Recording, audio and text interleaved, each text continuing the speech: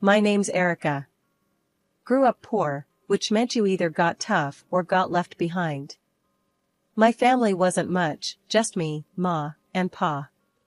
We scraped by in a cramped house, the walls thin as paper.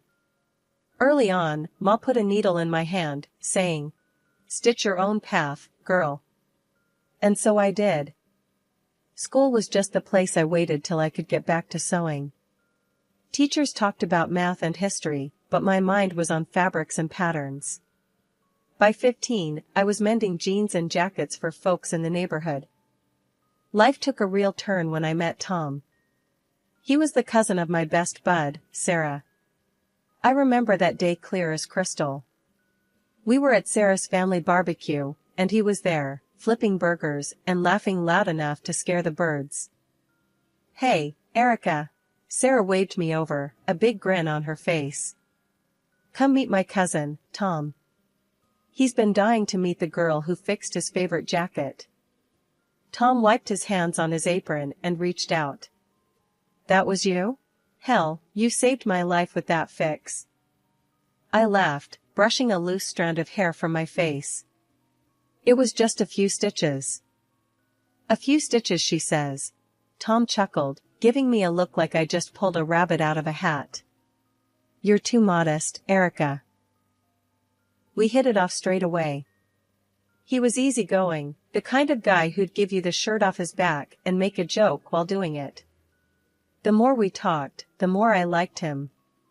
He was genuine, a rare thing in this world. Tom was a truck driver, always on the road. Said it was lonely sometimes, watching the world through a windshield with no one to share the view. "It's just me and the long haul, but I'd love someone to come back to," he admitted one evening, the sunset making shadows dance on his face. Tom was the kind of man who never said no, especially to his family. He'd often joke about it, saying how his big sister Linda got everything she ever wanted from him. "She's got me wrapped around her finger, but don't you worry, Erica. I've got plenty of yes left for you." I'd roll my eyes and jab back, "Better save the best ones for me, Tom." He'd laugh and pull me close, and in those moments, I knew we were right for each other. He was kind and a pushover for sure, but me? I was the punchy one, and together, we balanced out just right. Love hit fast, and we married just as quickly. It felt right, like stepping into a story that was meant just for us. Life with Tom was never dull, even when the road took him away more often than I liked. He was out there driving his truck, traversing from one city to another, while I kept the home fires burning and the sewing machine humming. You could say I had become quite the thrifty one over the years. Every penny from my sewing gigs went straight into a jar, and before we knew it, there was $20,000 saved up. It wasn't just pocket change, it was our ticket to something bigger. One evening, Tom rolled in, tired but happy to be home. I was stitching up a storm in the corner of our living room turned makeshift studio. The hum of the machine paused as I made my pitch. "Tom, what if we stop just making ends meet and start planning to get ahead? I've been saving up. We've got enough to put down on a new truck." Tom, who was halfway through a sandwich, stopped and looked up. "You serious, Erica? That's a lot of dough. You've been stashing away that much?" "Yeah, and it's just sitting there. Imagine if you could run your own gigs, choose your routes. We could pay off the lease with the extra jobs you take." He set his sandwich down, wiping his hands on his jeans, his brain ticking over. "Could work. I'm sick of hauling for pennies for the other guy. Running my own show could mean real money." So, we did it. We found a decent truck, not the newest model, but reliable enough to handle the long hauls Tom was planning.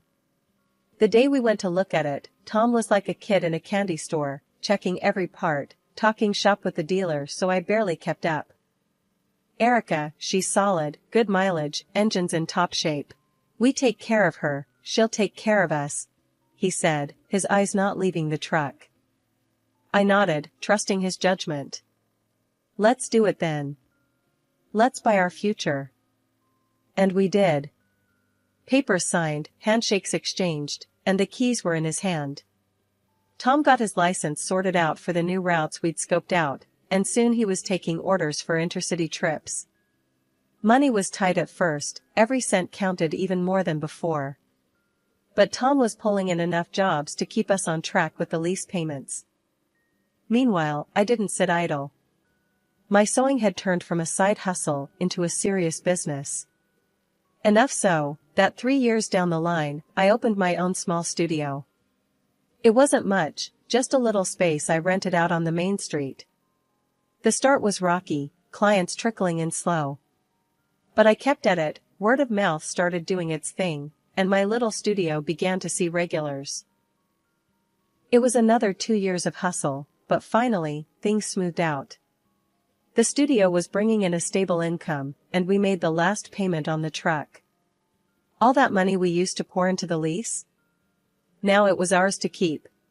One night, over a quiet dinner, Tom and I decided it was time for the next big step. We've been doing good, Tom.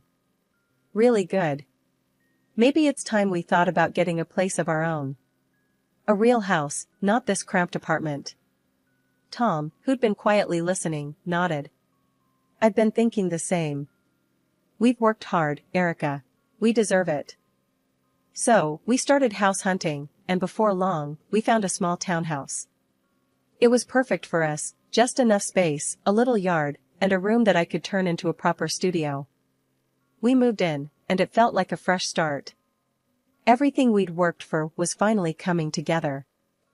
After we settled into our new townhouse, Tom and I decided it was high time we took a break. We packed up and headed out to visit his mom, who lived a few cities over. Since Tom's dad passed, his mom had been living with his sister, Linda, and her 2 kids. Tom's mom was a sweet lady, always had been good to me. But Linda, well, that's another story. She and I never really saw eye to eye. Something about the way I came up, made my own way, she didn't like it, always hinting that I was just lucky. We pulled up to their house, a cozy little place with toys scattered across the front yard. Tom's mom greeted us with hugs and homemade cookies, her warmth a comforting blanket. But Linda, she just nodded, her smile tight, eyes scanning us like we were pages in a book she didn't want to read. Dinner was tense from the get-go. Linda cooked, which I made sure to compliment, but you could cut the tension with a knife. As we sat down, the small talk fluttered around, never landing anywhere substantial until Linda, stirring her drink, turned to me. So, Erica, how's that little sewing business of yours? Making good money? Her tone was casual, but her eyes were sharp, prodding.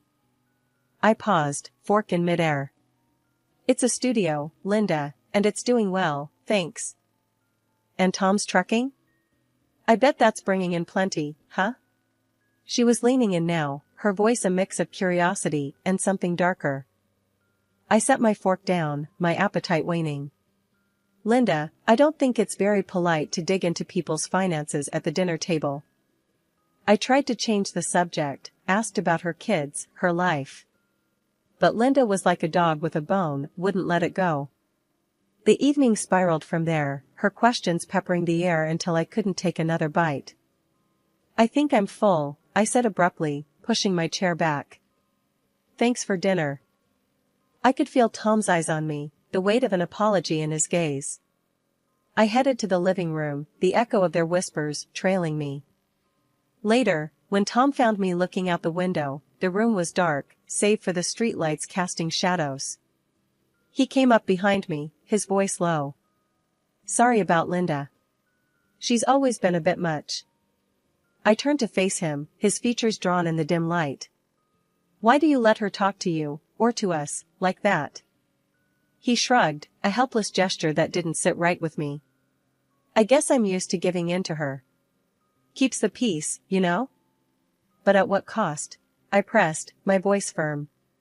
She walks all over you, because she knows she can. And now me? Tom ran a hand through his hair, the lines of his face deepening. I know. It's just, complicated. She's been having a hard time since Dad passed, and Mom relies on me to not stir things up. I sighed, stepping closer. I get it, Tom, but it's not right. You can't let her push us around, make us uncomfortable in our own family. Where does it end? The next dinner was just as stressful. I tried to make conversation about benign things, hoping to keep the evening light, but Linda had other plans. She wasted no time, diving straight into dangerous waters. You know, since you two have done so well for yourselves, she started, her voice dripping with a mix of envy and accusation. I think it's only fair that you think about the rest of us who haven't been so lucky.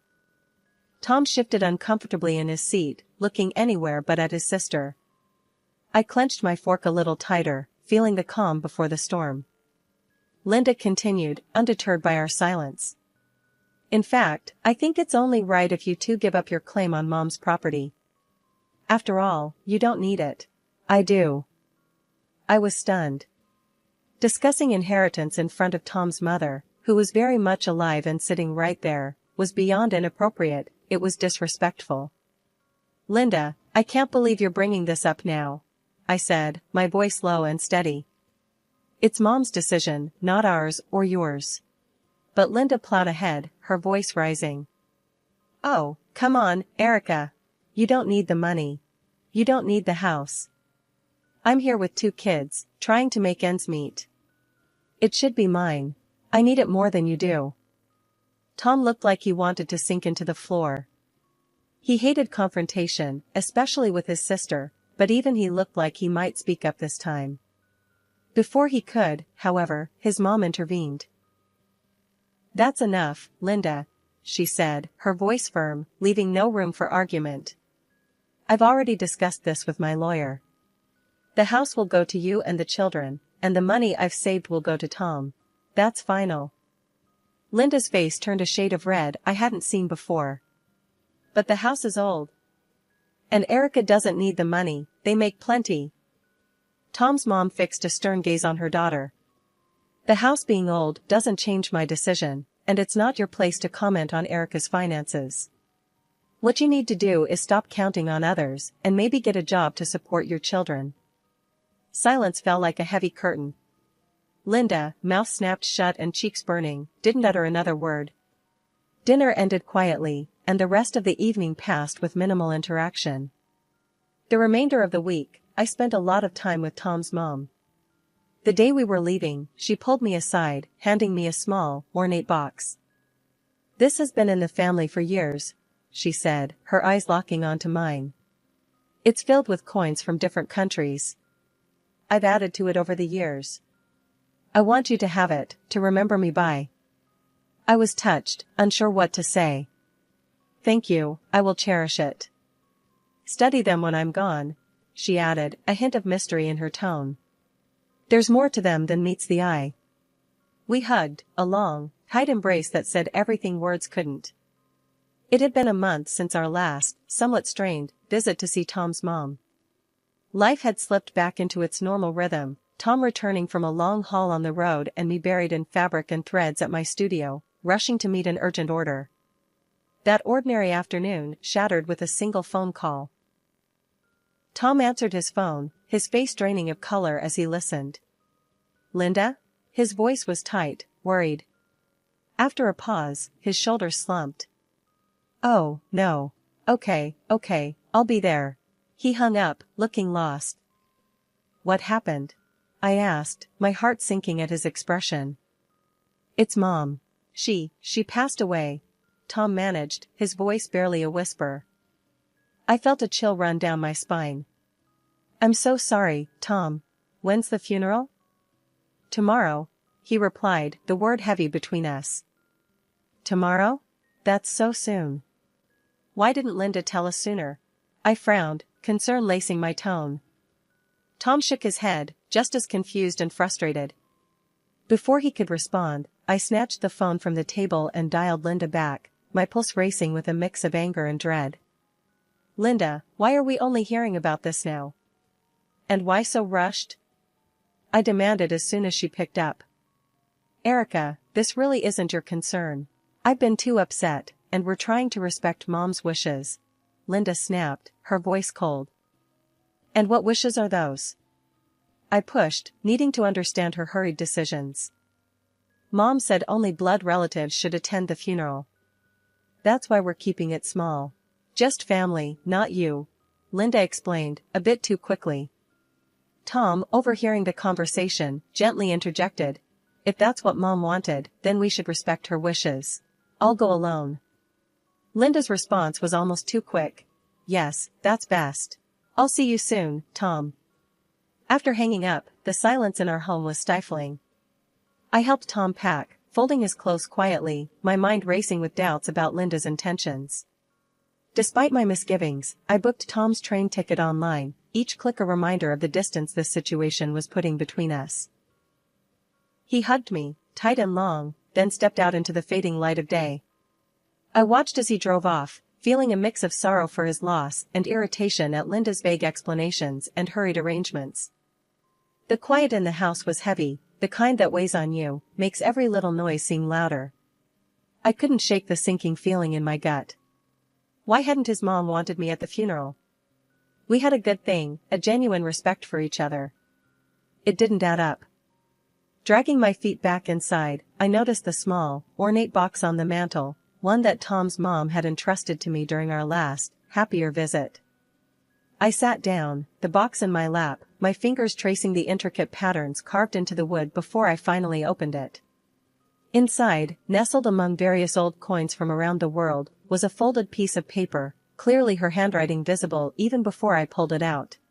Unfolding the note, I read her words, each one a mix of warmth and warning. My dear Erica. Thank you for the laughter and strength you've brought into our family.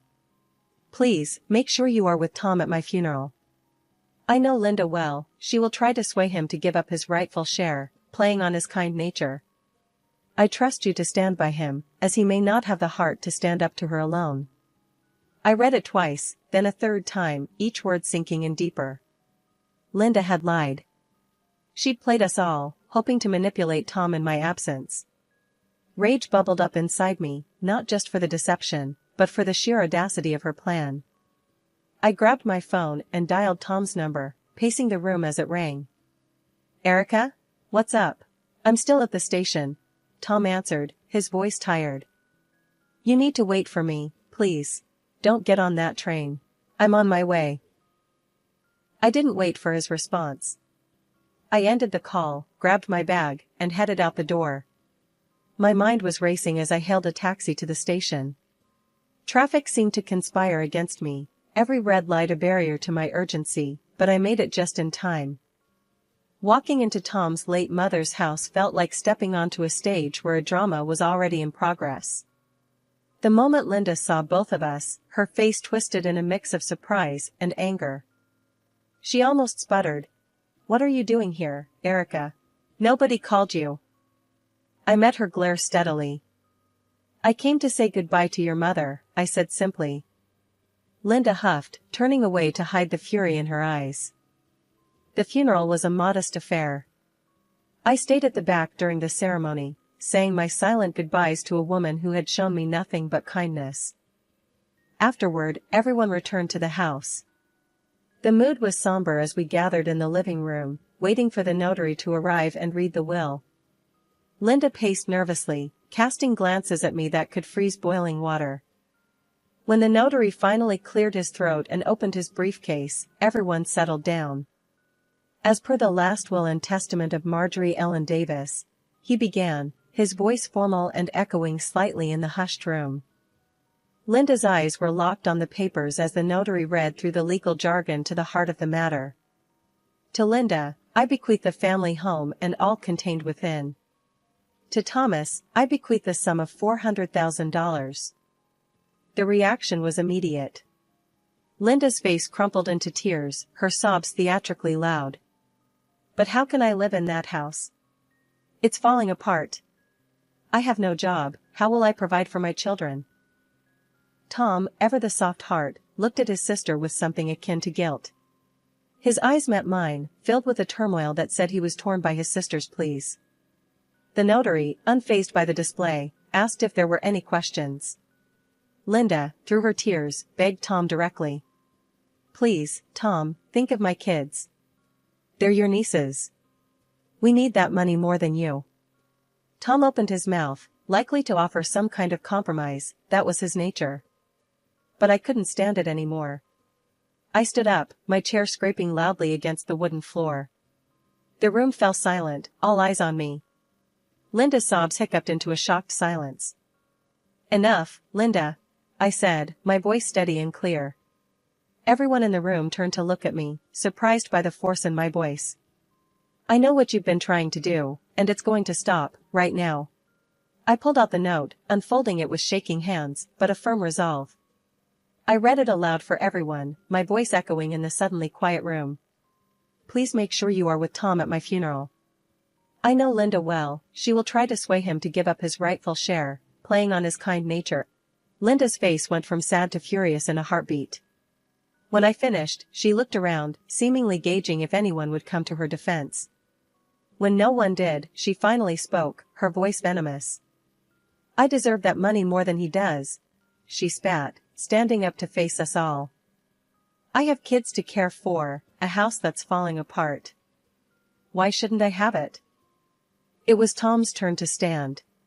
Because it's not what Mom wanted, Linda, he shouted, louder than I'd ever heard him before. You've always used me, always expected me to just roll over and do what you say, because you're my sister. Well, not anymore. Linda recoiled as if he'd struck her, her face a mask of disbelief. She stared at him, her mouth open, tears stopping as if cut off by a switch. I'm taking the inheritance Mom left me, and I'm putting it where it can do some good, Tom continued, his voice firm and resolute. The shock on Linda's face gave way to real tears, tears of defeat, not manipulation. She sobbed, covering her face with her hands, her act finally crumbling under the weight of Tom's declaration. We didn't stay much longer after that. Tom took my hand, and we walked out together, leaving Linda to her reality. As we drove home, the car was filled with a tense silence. Finally, Tom spoke, his voice quiet but strong. I'm sorry for all this, Erica. For letting it go on this long. After securing the inheritance, we made some big moves. We split the $400,000, investing it smartly into both our futures. It felt good, right, even, to put that money to use in ways that would honor the memory of Tom's mom. First off, we bolstered the atelier. I hired a couple of skilled assistants and expanded our workspace. It was amazing to see my dream of a bustling studio come to life, filled with creativity and the steady hum of sewing machines. Looks like you're building an empire here, Tom joked one afternoon as he watched us lay out fabric for a big order. Tom, on his side, didn't waste any time either. He used his share to buy 2 more trucks, expanding his fleet. Gotta keep up with you, Erica. Can't have you outdoing me in ambition, he'd said with a wink. Hiring drivers came next, and soon, he had his own small but thriving transport company. It was a proud moment for us both, signing off on those trucks, knowing they were entirely ours, no loans, no debts hanging over us. Speaking of debts, we finally paid off the mortgage on our townhouse. Passing that last check across the bank manager's desk felt like lifting a weight off our shoulders. All ours now, Tom had murmured as we walked back to the car, his arm snug around my shoulders. Life settled into a comfortable rhythm after that. Our businesses were doing well, which meant we could take a bit more time to enjoy the little things. Long walks in the evening, weekend getaways when we could squeeze them in, and plenty of quiet nights at home, just enjoying each other's company. But it wasn't just business thriving in our lives. Recently, we got some news that added a whole new layer of excitement. Turns out, I'm pregnant. The day I found out, I couldn't wait for Tom to get home. I paced around the kitchen, the positive test clutched in my hand, waiting to drop the bombshell. When he finally walked in, I blurted it out before he could even take his coat off. Tom, we're going to have a baby. He froze, then broke into the biggest grin I've ever seen. Really? We're going to be parents? His voice was a mix of disbelief and joy. Yeah, we are, I said, laughing as he swept me up into his arms, spinning me around in pure happiness. As for Linda, well, we haven't had much contact with her. Last we heard, she'd had to find a job to support herself and the kids. It's tough, but maybe it's for the best. Learning to stand on her own might do her some good, I figure. It's funny how life works out. There were times when I thought we'd never see the end of the turmoil. Now, here we are, our lives full and expanding like my belly, new beginnings that feel just right. We've got plans, big ones, for our family and our businesses. And whatever comes, I know we'll handle it, together. Because that's what we do best.